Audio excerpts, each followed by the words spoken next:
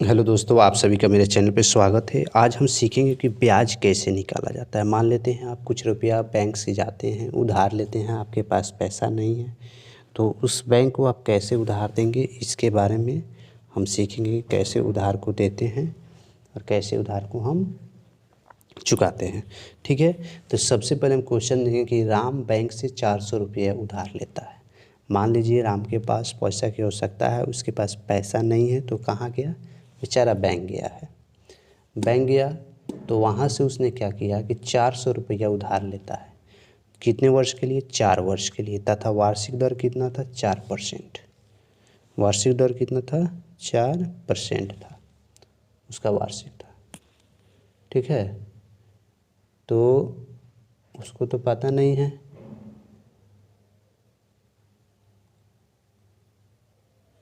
तो 400% उसका क्या था? वार्षिक दर था। तो जो चीज़ उधार लिया जाता है वह आपका क्या होता है, उसको बोलते हैं।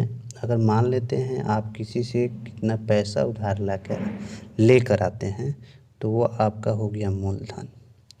जैसे बैंक ने आपको पैसा दिया तो बैंक का आपके ऊपर मूलधन कितना हो गया? 400 रुपया। राम बाबू पर कितना मूलधन हो गया? 400 रुपया। तथा समय राम बाबू ने कितना लिया था कि हाँ, हम किसी तरह 4 वर्ष में पैसा आपका पहुंचा देंगे, वापस कर देंगे। ये भी कह के आए थे कि 4% हम पर ले जा रहे हैं। बैंक ने बोला था कि 4% पर, तो ये आपका हो गया क्या? दर। दर कितना था?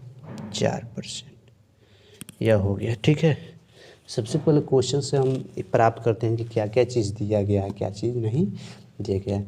जैसे कि समझेंगे, एक बार और क्वेश्चन पढ़ता हूँ मैं। राम बैंक से 400 रुपया उधार लेता है चाचा 4 वर्ष तथा वार्षिक दर कितना था? 4%। तो बैंक को कितना ब्याज देना होगा? अब इसका क्या निकालना है?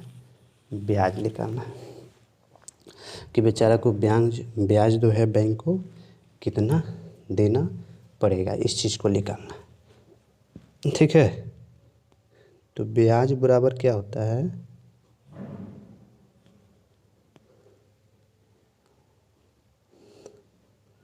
मूलधन गुना समय गुना दर बट्टा होता है क्या? 100। तो क्या होता है ब्याज बराबर? ब्याज बराबर होता है मूलधन गुना समय गुना दर बट्टा 100 होता है, मतलब कि 100। ठीक है, ये आपका क्या हो गया? ये ब्याज का फॉर्मूला हो गया। अब क्या करेंगे, सभी को इस पर रखेंगे। मूलधन कितना है? 400। तो मूलधन के जगह पर हम कितना लिखेंगे? 400। मूलधन के जगह पर हमने क्या लिख दिया? मूलधन का मान लिख दिया। ठीक है, अब यहाँ करेंगे फिर मल्टीप्लाई। अब क्या पूछा है? समय कितना है? 4 वर्ष। समय कितना दिया गया है? 4 वर्ष। तो हम यहाँ क्या लिखेंगे? 4 गुना दर कितना है? 4%। दर कितना है आपका? 4%। तो हम यहाँ क्या लिखेंगे? 4%। अब बट्टा में क्या लिखेंगे? बट्टा में क्या था क्वेश्चन में? ऊपर देखिए 100 था, 100 देख लिए।